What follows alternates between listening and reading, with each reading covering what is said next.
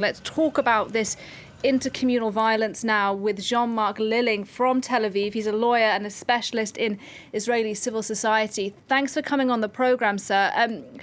Ethnic violence on this scale is pretty unusual in Israel. What do you make of the news? It's actually a first. The extent to which this is violence has degenerated in ways that seem, at least for now, largely uncontrolled by the Israeli police and the authorities. It's something quite unseen. It's very worrying.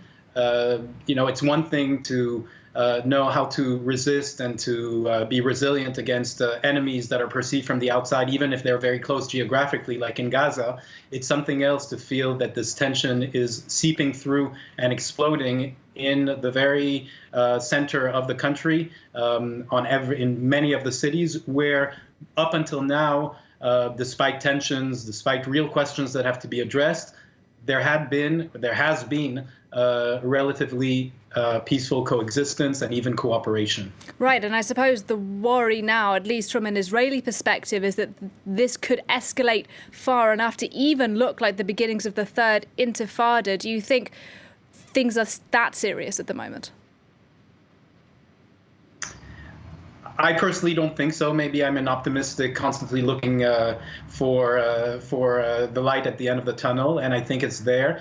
In fact, just a few weeks ago and even last week, I personally, and I think people in Israeli civil society, were quite optimistic that the possibility of a new government replacing that of Benjamin Netanyahu after more than 10 years in power, with participation of parties ranging from the hard right to the left, and including the possibility of at least endorsement, if not active participation, of Arab parties, including the Israeli Islamic Party, was giving possibility of real cooperation across the lines, across what had been traditionally drawn opponents. And here seemed to be the possibility that finally we would create a government. I think this is still in the works. It's still very much possible, but it requires doing away with some of the preconceptions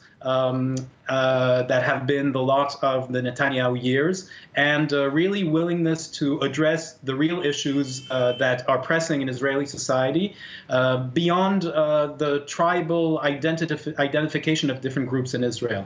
I suppose one of those issues, at least from an Israeli Arab point of view, would be that they see themselves as second-class citizens in the country. They say particularly economically they're not treated fairly.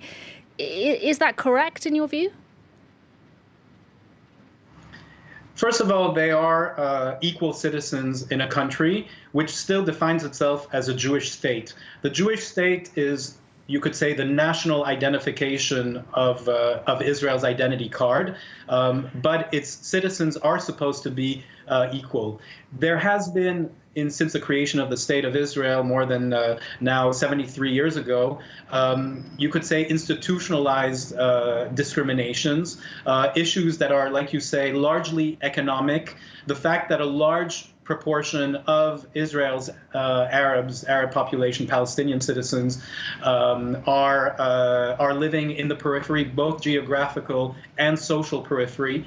And basic things such as the knowledge of or lack of knowledge of Hebrew for a certain number of them has appeared as, in fact, real barriers for them to fully integrate into the workforce and to participate as fully as they should in Israel society. That said, the past few years, even the past 2 years, that have been such a mess from the political point of view, we've had 4 elections in 2 years, have seen the increased strengthening of Israel's Arab political parties, which to me is a promise.